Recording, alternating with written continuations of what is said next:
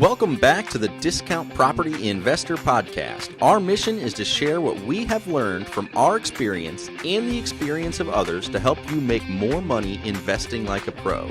We want to teach you how to create wealth by investing in real estate the Discount Property Investor way. To jumpstart your real estate investing career, visit freewholesalecourse.com, the most complete free course on wholesaling real estate ever. Thanks for tuning in. All right, guys, welcome back to the Discount Property Investor Podcast. I'm your host, Mike Slane, joined with co-host David Dodge. Good morning, Mike. Good morning, Dave. How are you today? I'm doing good, buddy. Good afternoon if it's afternoon time. Good evening if it's evening. Or let's think of some other languages. Beautiful thing about podcasts. Yeah. Buenos dias, mi amigos. If you're Espanol, I don't know. Whatever. All right, so guys, what are we talking about today? Dave, I'm excited because this is one of my favorite things to talk about, rental properties. Yes, rental properties. So specifically getting them with little to no money. Yes, that is one of my favorite That's even cooler than ways to get them. And I think it's just because my whole life I've always been, what's the nice way to say it, thrifty. Like I just like getting stuff for a deal. Like I always found that like, really exciting. So when we stumbled upon this, and it was really our third partner, Bill, who doesn't do the podcasting as much with us, but he's out there grinding, doing deals with us, and he's always been out there just hustling.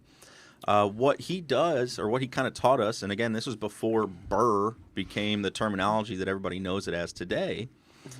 He was doing Brrrr. He was buying rentals. He had a little bit of cash and said, you know what, I'm going to buy some rentals. Yeah, I put that in there. That's I didn't need to do that. It's fine. And then he leveraged the bank money because he was a bankable person. He said, I got this great job. I'm going to refinance these rentals out. And he was able to get properties and have little to no money in them. So that is essentially the Brrrr method, is buying a property, rehabbing it, so fixing it up.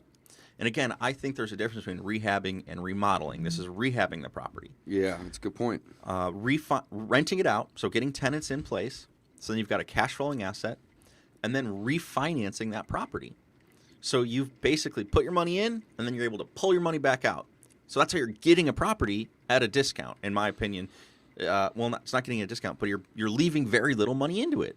So again, it's a very thrifty way, an economical way to use your money. You use your money to buy it maybe, or you borrow somebody else's money.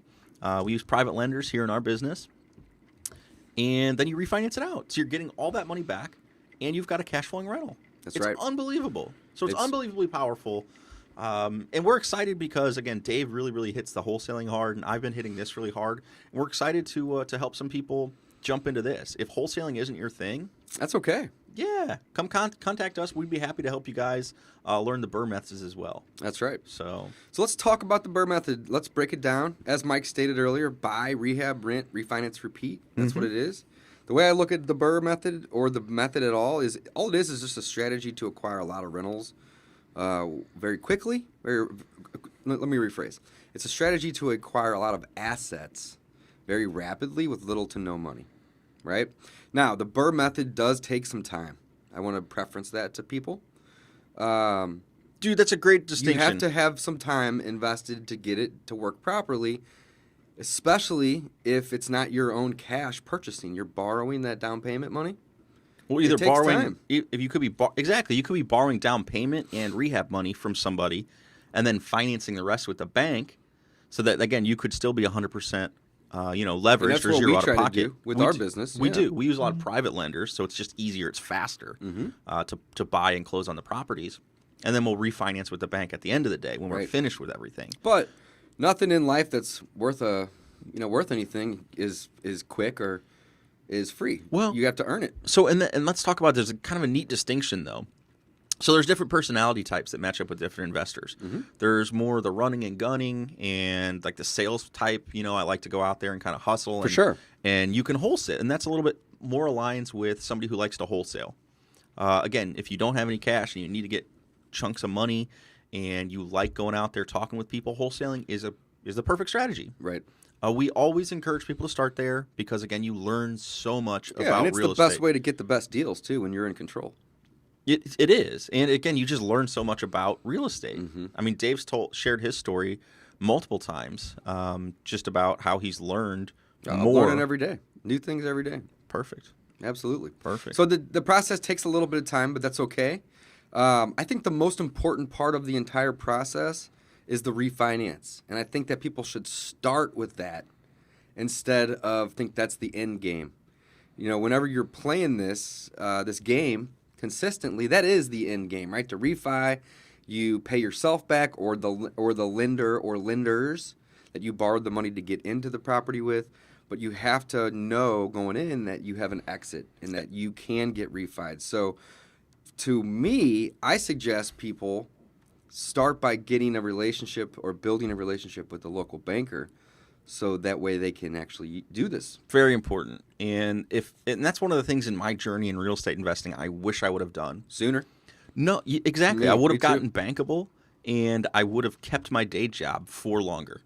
Again, it's very exciting. Hey, I'm going to quit the job. I'm going to jump into wholesaling full time, and I'm going to make money.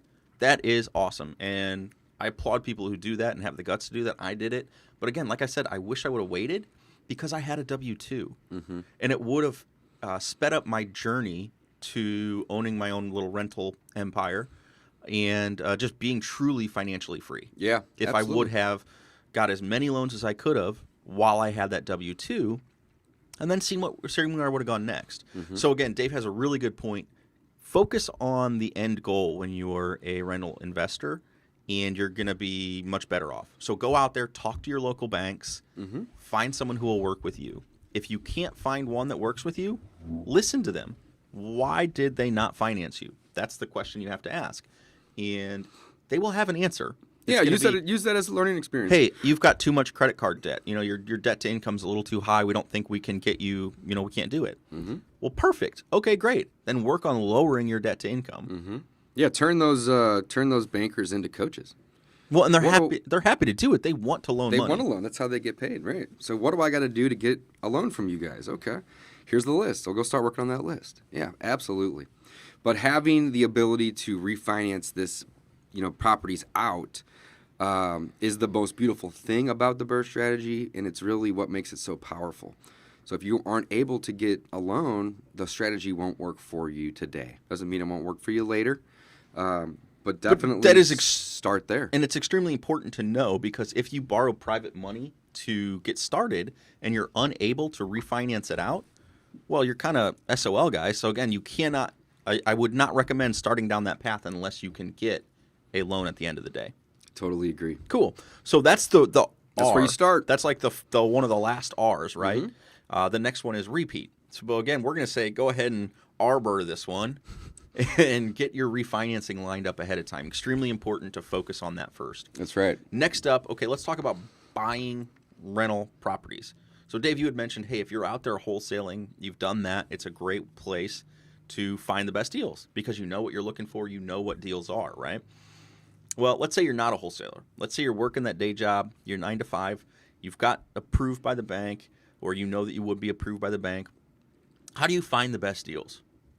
You can contact other wholesalers and buy deals from them. That's a great place to start if you have no time or money to do your own marketing.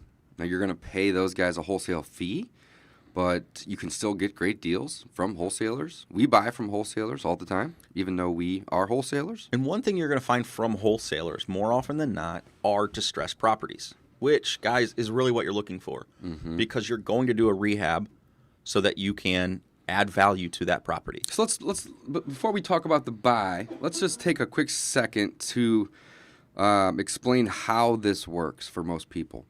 So when we're talking about getting our refinance, we're going to work this whole thing backwards real quick. We need to be in the deal for little to no money. Let's just say no money.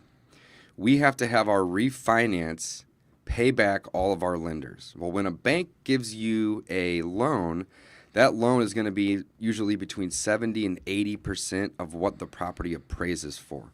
So the goal when we're buying is, what do we think this will appraise for, and can we get it cheap enough that we can pay our lenders interest and increase the value of the property, but yet still be below that 70 to 80% of the appraisal. So there's a couple things that we have to factor into play here. Now, to get into a property for no money, which is very possible. Mike and I have done it 40 plus times in the last couple of months alone. We have to be buying at a steep discount, as well as increasing the value of the property via a rehab to make those numbers work. Again, it starts and ends with the appraisal or the ARV of the property, and then we determine what the cost to fix that property is, plus the cost of the interest that we're going to be paying to borrow to get the deal done. And then at the end, be in it for 70 to 80% of what it appraises for. So when we're talking about buying, we need to know that. That's something that's very, very important, especially if I want to be in a deal for little to no money. In this scenario, no money. So just to use a quick example, let's say I think a property after I rehab it, so again, that's where the after repair value comes in, the ARV, is going to be worth $100,000. I'm assuming that I'm going to be able to get an appraisal at $100,000. Well, I know that my bank in this area is lending at 70% of appraisal, not 80. So I know that at the end of the day, if I can get it to appraise at $100,000, that I can be in it for no more, not a penny more than $80,000, right? Because that's what they're essentially going to lend me on this deal. So if I have to spend $10,000 in rehab or renovation to get it to appraise at $100,000, then I need to be at $70,000 in purchase, not $80,000. And I need to also compensate for my holding costs, my interest, my closing. So really, I need to be closer to about $65,000 in order to make this deal work. My offer would really probably be at $55,000 or to $60,000 to allow for some wiggle room. But you have to account for the amount that the appraisal is going to take off, which is 20 to 30%, and then the cost of the repair. So you really got to be buying great deals to do this. Now, you can still find those deals from wholesalers, but they have to be really great deals. You can't be paying, 20 cents on the dollar when it needs a rehab still. That's a great point, Dave, and I think that is extremely important. Rental investors have to be a little bit more analytical, and it's that begin with the end in mind. So that's what Dave was talking about, is you have to think about your refinance, because that's kind of the end game here. You have to think about that ahead of time, all the way back to when you're buying the property. And that's really important. When it starts. So this there isn't really a beginning and an end with the Brrrr. It's like you're kind of doing all of them at once. Not all. And again, once you do one or two of them, you realize it's just kind of a circle. It's a cycle. You're just going to keep riding that Ferris wheel of buy a property, fix a property, rent a property, rehab a property. Mm-hmm. You're just going to keep following that circle. 100%. And what's neat about it too is you can recycle the same money. So if somebody out there has a day job, like we said, you could literally just keep using the same funds that you have access to. Maybe you've got a 401k or a Roth IRA or an IRA that you can tap into and borrow that money from yourself. Mm-hmm. You could use that to build your rental portfolio. Or life insurance policies. A lot of people have that or know somebody that does, and they can lend against those policies. Yeah, so there's a lot of ways to... But you don't need millions of dollars to do this. You need a little bit of money from somebody or a hard money lender. So this is companies that provide this too. This is not a get rich quick play. Mm-mm. This is a get wealthy slowly play. Mm-hmm. And I don't know who the quote comes from or what the quote is even anymore. Talks about real estate is like the number one way people build wealth. You know what I'm talking about? Yeah, absolutely. You've heard that quote. 100%. So I mean, it's literally just like you're going to get wealthy. So number one way I'm building my wealth. It's the only way. I love one of the things you told me a while ago was I'm so bad at saving. These are just like little piggy banks. That's exactly what they are. Is I just throw a little money in. Terrible at saving. Who cares? Again, when you create... But if you put your savings on autopilot, you don't have to be good at it. Exactly. And that's the beautiful thing. Yeah, so this is fun. All right, so we talk a little bit about buy. Let's circle back to that. We are really good at train of thought, guys. We just keep changing it up. But let's talk about buy. So what do you want to buy? We suggest you kind of define your rental criteria. So go out there, network with other people, see what they're buying, and see what's going to work. What is going to cash flow you $300 or $400 per unit? Decide what your target is ahead of time. Decide, again, what your target ARV or after repair value is going to be ahead of time. Figure out what the bank's going to loan on that ARV ahead of time. Is it 50%? Is it 70%? Some places could be 85%, right?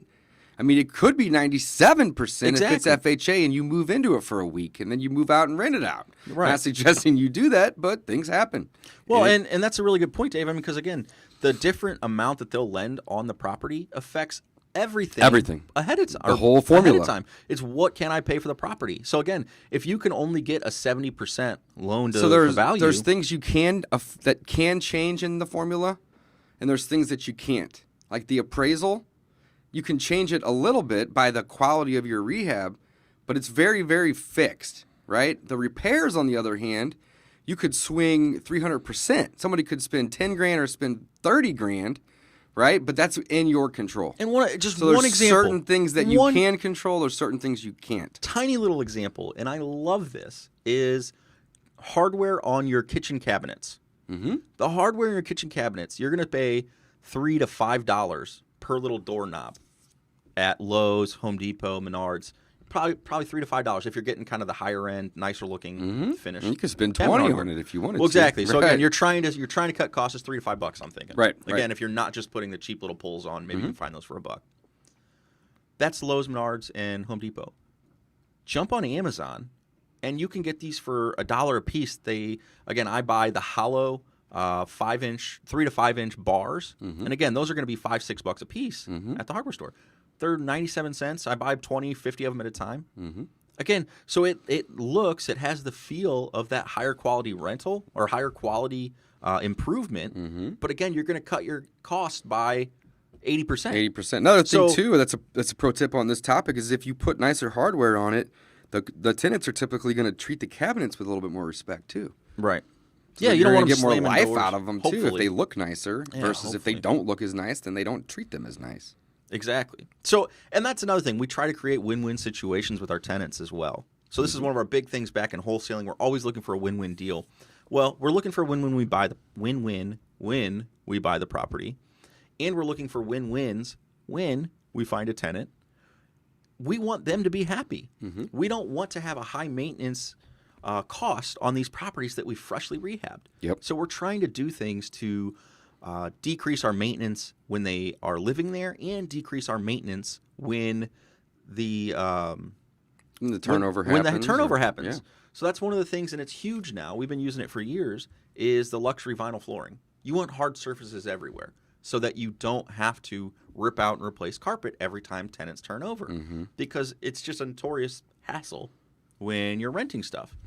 Another thing we do, we use the same paint color on every one of our rentals. It's really boring. It's gray and white everywhere.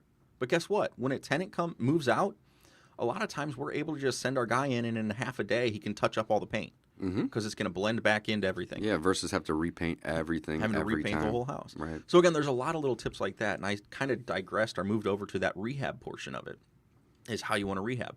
So back to the buy side again. Sure. You've got to define what you want to buy.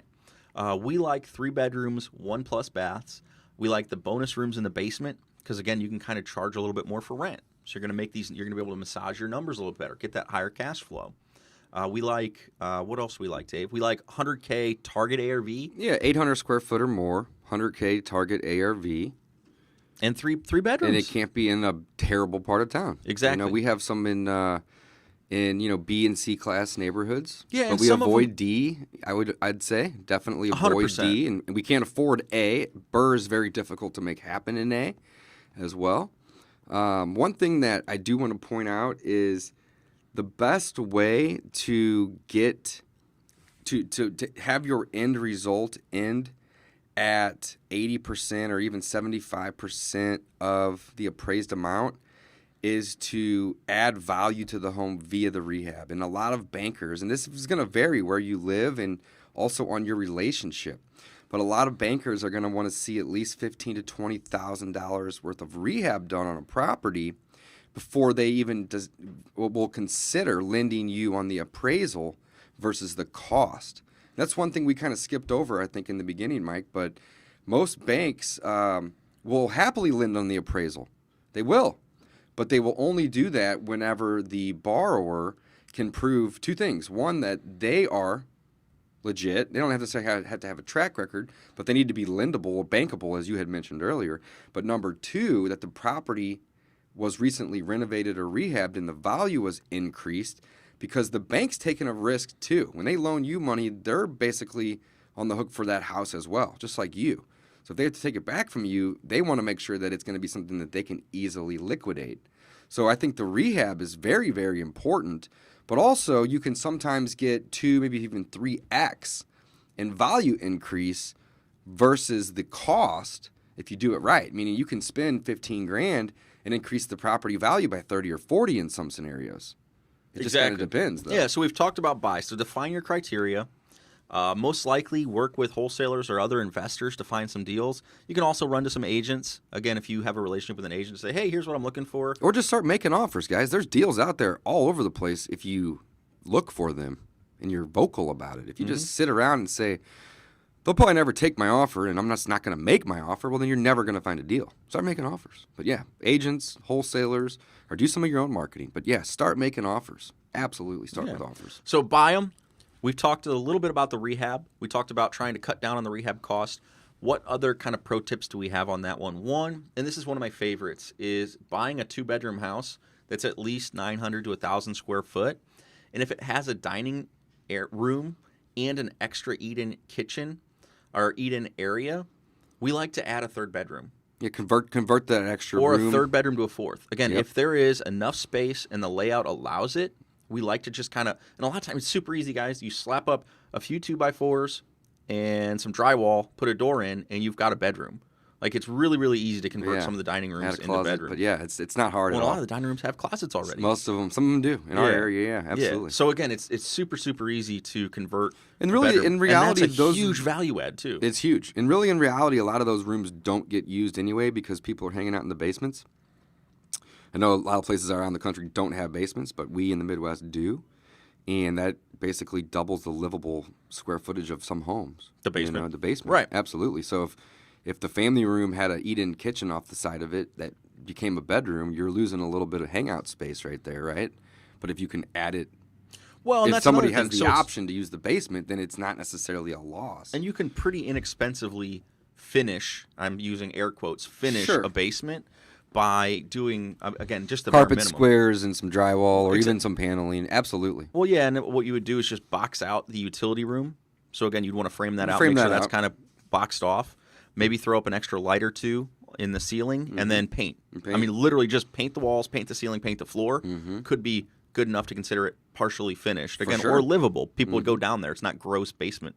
Right. But again, if you want to really jazz it up, like Dave said, carpet squares, or you can put that luxury vinyl. We would throw that down there too, just because it gives it a little bit softer feel. So again, it's very, very decorated. easy. So there's our rehab, some little tips on that one. So buy, rehab, refinance. We started the episode. We forgot the rent. Oh, I'm sorry. Rent. Let's talk about the rent. Let's rent this out. All right. So where are we at on our rents? I know when I started, I used cozy.co. Not when I started, but not long ago. Yeah, not long ago. Yeah, I've used cozy.co before too. Self-managing, rather. Self-managing. When we were self-managing. And if you only have a rental or two or even a handful, it's a great place to start. So why is it great? Cozy.co allows you to do a couple things. And I guarantee you guys, if you Google, what would you Google? Maybe like property management. Zillow has software. Zillow has a thing too. You could find 5, 10 of them. Free ones. So what Cozy does, Cozy.co will allow you tenant screening. So they go on there and they apply. It's maybe, I don't know what it is, maybe $20. And they pay for it though. The tenant pays for it, exactly. So you're not making money off of it. And I don't recommend trying to make money off of applications, but that's neither here nor there. So the tenant goes on, pays to basically apply for your property. Then that software goes out, does a background check for you, can do a credit check for you, and provides you that information. It helps you screen the tenants. I suggest using another application as well, asking about prior rent history, things like that, so that you can contact the previous landlord. Yeah, just use your own applications as well. Now, when you do the tenant screening online, that typically doesn't ask for that stuff. That typically just screens them for the credit and criminal. Exactly. Yeah, and those are very, very important though. Don't skip that step. Yeah, so I know that Cozy probably has that built in. There's other services out there, LTS services. Isn't that right? With them. I don't know. I think that they charge like $40 or $35, and they'll even give you like basically a thumbs up or a thumbs down if they would rent to that person, which is kind of neat. I'm looking online right now. Zillow Rental Manager. They have tenant screening, online rent payments. So essentially, there's lots and lots of places, guys. Cozy.co is a great one as well too. But essentially, all that these systems do is they help you manage the process of renting, which is simple. You post your property for rent, put some signs out, make some ads online, and once you start getting candidates, you have them fill out an application. If they look like they have good job history and they can afford it, usually you want them to make, 2.5 to 3 times the monthly rent and gross income.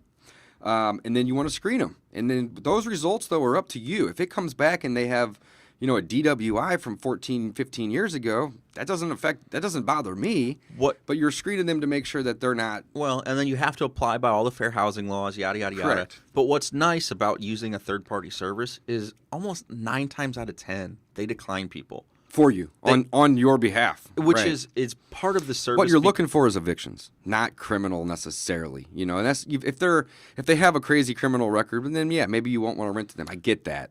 However, you're really looking for evictions, foreclosures, default judgments, reasons that they wouldn't be able to pay you rent. You're also, when you meet the tenant and you're talking with them, you get a feel for whether or not this is someone you want to live in your home. Correct. So my point is that these online services, they decline most of the people because of something. Again, but you can, make people feel comfortable. And again, if you like them, you want to encourage people to apply. You're trying to rent a house. They're not going to have perfect credit. They're not going to have perfect histories. But again, that's up to you. If you're looking for an angel, you're gonna look a lot longer. It's gonna take a lot longer. And Love it. Again, if you're looking for an average Joe that can pay the rent, you're gonna find those pretty easily if you have a decent property to put out there. So once you get through the application process, put a lease in place. You can find leases online. Contact us. We'll help you with that. Again, Mike's offering coaching on this topic now, which is awesome. Or just contact a local real estate agent that you may know. They have residential lease forms that are really standardized. You can find them at Office Depot or and Office Max. And you can get them at Office Depot, whichever too. one's still around. So put a lease together. We recommend to collect in 1 month's rent as well as a deposit. And we don't even sign leases with people until they have both of those amounts. If they have half, we don't, no thank you. Come back when you're ready. And we're not going to hold the We're not going to hold the property either. Beyond that, you want to... So Cozy.co, I'm going to go back to this one more time. And I think, again, you had mentioned the Zillow thing. They collect rent for you as well. So does Zillow and every one of a lot of the newer ones, too. And most of them do it for free if it's bank to bank. So, again, it has to be an EFT, I think, from them to their software and then to your bank account. Yeah. But neither here nor there, it's a free service to collect. Very, very cool. Very again, cool. That's an option when you're managing a few properties. That's where we recommend you start doing something like that as opposed to going out and hiring a property manager. Why? You need to know what property managers know and do. Before you hire. I think that's a great point. I think it's very important because otherwise you're going to be like, well, why didn't you do this? Why didn't you do that? Well, you have to understand what the property manager is dealing with as well. Just to be I think everybody should manage at least for a few months before they hand it over so they can understand some of the problems that happen with properties. Right, and here's a great which example. Isn't necessarily a bad thing. It's great because you can learn. So let's hear. Well, here's a great example. Yeah. So without fail, when we rent a property out, within a week or 2 weeks, you're going to get maintenance requests from the tenant. Typically right away, yeah. Why? Because when somebody moves in, everyone has a different opinion of what should function what way in a house. That's right. One person may be like, oh, these mini blinds aren't good enough, or oh, this... my water isn't hot enough. Exactly. Or this toilet... the doorknob is loose. But that's okay. They identify issues for us so we can help maintain and keep the property up to a par that we set pretty high. And what's just great, guys, is this sets the bar for your relationship too. Jump on these first maintenance requests first and say, oh, hey, I noticed you wanted this fixed. If it's through an online thing or if you're calling you, be like, oh, I'm happy to help. Would you mind making a list and I'll have somebody come out in a week or two to address all the problems. Perfect. I know that when you move in, there's going to be issues and I'd love to fix that for you. Mm-hmm. So again, that sort of thing is really, really important. Sets the relationship. And again, let's get off on a good foot with our tenants. You're trying to create a win-win relationship. Let's go ahead and what else are we talking about? Buy. We talked about rehab. We talked about the rehab. We talked about rent. We talked about refinance. Pause for 1 sec, though. When you're doing your rehab, you should know before you start what your refinance banker is going to require from you. So, again, there is a step-by-step process in the Brrrr strategy, but you kind of want to look at some of these things in advance, like the refi. I think that's one of the most important parts because there's a big jump that everybody will encounter when they start using the Brrrr strategy, and that is their banker or lender giving them a loan based on the appraisal, not the purchase plus rehab. What's that? And typically, the only difference between the two is that there needs to be a minimum amount of rehab. Of course, you have to be bankable too, of course. But if you get to the point where you have good credit and the banks want to lend to you, they will lend on the appraisal. You have to just ask them what their requirements are, so that way you can go about your buy and your rehab to meet those requirements. You don't want to get to refi and then they require a $20K remodel and you spent 13. They're not going to lend to you, or the numbers won't align. So definitely know your numbers. I just really want to emphasize that. What's that movie? Do you remember the movie? It's like the Alien movie where they come down and there's like giant like rock spaceships, and then the language, they spit out ink and it's like circle. Do you know what I'm talking about? Oh yeah. That's it's Arrival. Arrival. Yeah. So Brrrr strategy is kind of like Arrival with the little ink blots, where it's circular, where everything you have to know how everything relates. And That's correct. And everything can kind of happen at the same time. It's not hard, though. I mean, Mike and I just explained it. But yes, you are absolutely correct. Right, and you do break it down into steps. But again, you can be doing all this stuff on the circle at the same time. And we are. I mean, we're a little slower at this point, but 8 to 10 going on right now. And 2 or 3 are in the buy stage. 2 or 3 are in the rehab stage. 2 or 3 are done. They're for lease, and they're currently being shown to people, and we're taking applications. And 2 or 3 are already rented, and they have been sent off to our bankers to be refied. All day, every day, All guys. day, every day. Yeah. So you have to realize that you can do all of these at once, but if you're new, to contact Mike for help, because he's awesome at it. I'm okay at it. He's pretty good. He does it for us, and he's a rock star. But you want to make sure that you have all the pieces in the puzzle together. Now, once you do, it's not hard either. You just have to know what you're doing. Once you do, you can start acquiring assets for little to no money. And that's the beautiful thing about Brrrr. Super exciting. So the last R, repeat. Repeat. Just do it all over every day. So doing it. Say one of these projects takes you 6 months. Let's just for easy math, we'll say 6 months. If you did this as your side hustle, buying a rental property, Brrrr, using the Brrrr strategy. You could do 2 in a year. Do 2 in a year, right? Where does that put you in 3, 5, 10 years? So 3 years, that's 6 properties. 6 properties. If you've got maybe, say, $20K average equity. 5 years, that's 10 properties. 10 properties times $20K in equity. What is that? $400,000 in equity. Is that right? And by the 5th year, the ones that you bought on year 1 and year 2 have been paid simple. down. Yeah, I mean, Don't there's so many about appreciation, ancillary and benefits, and all right? this other stuff. So in 5 years, if you just did this side hustle, just one property at a time, buying it, rehabbing it, you're going to have 10 units that you've churned your money on. You'll have 10 units with 20K is $200,000 in equity, and let's say you did $400 a month in cash flow on each unit. That's $4,000 a month in cash flow, guys. Plus $200,000 in equity. I guarantee you, selling what are they? The essential oils, or what's the other one that people sell? The gummies, the fruit gummies. Selling that kind of stuff, it might make you a couple $100 extra a month. It's not going to create $200,000 in equity, $4,000 a month. Well, we talked about this earlier too, Mike. I'm bad at saving money. Try saving money when you make, an extra $300-500 here and there selling little things every time. I'd rather get a check for $100K every 4 or 5 years when I sell off a property or two, and that's because I'm terrible at saving. So this puts it on autopilot. It's also, again, when the market gets hot, kind of like now. This is what Dave and I are talking about: is our portfolio and our quest for 150. Is we've been selling some off. The market's really good, and we've got more equity than we even wanted in them. So really, really fun stuff, guys. This is the Brrrr strategy, or Dave and Mike talking about the Brrrr strategy. If you've got questions, please reach out. Dave, you got anything else to add for anybody today? Contact Mike if you want to learn more about this, guys. Yeah, hit me up. He's got all the information. He's doing it for us. He literally has helped Household Easy, our company, acquire 40 properties. Last year was about 40, yeah. I think our average price in them is less than $1,000. I mean, again, some are zero. Some you leave a little in, they average out. So we little to none is the way to describe it. It's not free. There's costs, there's efforts. Well, there's a lot of time and effort that goes absolutely, into it. Absolutely. But little to no money is 100% true. So check it out, guys. Thanks for listening. If you want more information, contact Mike. He knows how to do this, and he has a new program coming out soon. Thanks for listening to the Discount Property Investor Podcast. If you enjoyed this episode, please like, share, and subscribe to help us reach a wider audience. To jumpstart your real estate investing career, please visit freewholesalecourse.com, the most complete free course on wholesaling real estate ever. We would also appreciate it if you left us a review on iTunes or Stitcher.